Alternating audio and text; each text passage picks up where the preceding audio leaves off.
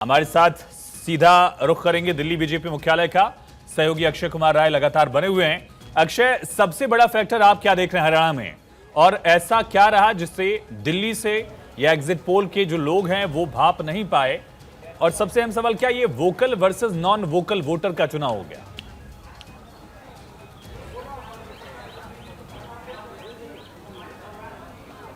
और देखिए, सबसे बड़ी बात ये रही है कि बीजेपी दो तरीके से चुनाव लड़ रही थी, जो अंदरूनी सूत्र बता रहे हैं कि एक तो आमने सामने की लड़ाई चल रही थी बीजेपी और कांग्रेस में कि वार पलटवार का दौर जारी था। दूसरी तरफ बीजेपी कुछ अलग अलग नेताओं के साथ, सेंट्रल लीडरशिप तो थी ही, लोकल लीडरशिप के साथ साथ जो घर घर जाकर के लोगों के बीच में पहुंच रही थी, उसका इम्पैक्ट एक तो पड़ा है। दूसरी बात यह है कि जाट और नॉन जाट के बीच में जो द्वंद्व है हरियाणा में, उसको समझाने में कहीं ना कहीं बीजेपी कामयाब रह गई है। और तीसरी बात ये रही है कि दलित वोट बैंक को लेकर के अगर देखा जाए तो बीजेपी ने कहीं ना कहीं अपनी सेंध मारी है, वो और पक्की कर ली है।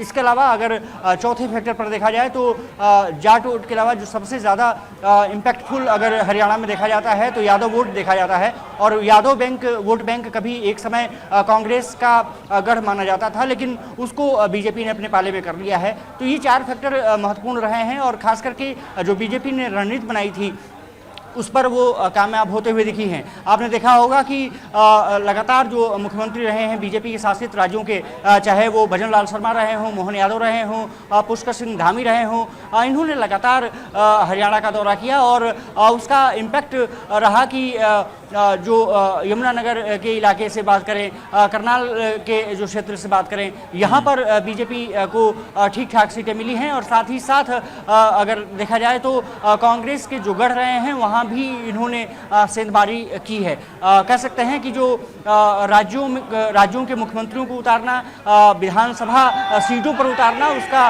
इम्पैक्ट बीजेपी के पक्ष में गया है। दूसरी बात ये रही है कि बीजेपी की जो माइक्रो प्लानिंग होती है वो काफ़ी महत्वपूर्ण हो जाती है, जैसे बूथ लेवल जो कार्यकर्ताओं को सक्रिय करना, और वहाँ भी ये लगता है कि बीजेपी ने उसको सही तरीके से कैश किया है। कार्यकर्ता लगता था कि अगर चुनाव के बीच में जाएं तो वहाँ पर बहुत शांत हैं, लेकिन अंदरूनी रूप से कहीं ना कहीं इम्पैक्ट ज़रूर था। इसके कारण बीजेपी इतनी बड़ी मार्जिन ले पाई और अकेले दम पर वहाँ पर सरकार बनाती हुई दिख रही है। कह सकते हैं कि बीजेपी ये चाह रही थी कि थोड़ा सा मल्टीपोलर टाइप का इलेक्शन हो, बाकी जो रीजनल प्लेयर्स हैं, आपने देखा होगा कि अक्षय वो भी लड़ाई में रहे, हालांकि उसका बहुत ज्यादा असर नहीं देखा गया, लेकिन इसके बावजूद सेम वोट शेयर लगभग अभी जो हम देख पा रहे हैं 39-39% वोट परसेंटेज दोनों दलों का दिख रहा है। इसके बावजूद एक ड्रास्टिक डिफरेंस सीट्स के मामले में क्यों है? क्या कांग्रेस जहां जीती वहां बहुत बड़े मार्जिन से जीत रही है, इसका ये रिफ्लेक्शन है?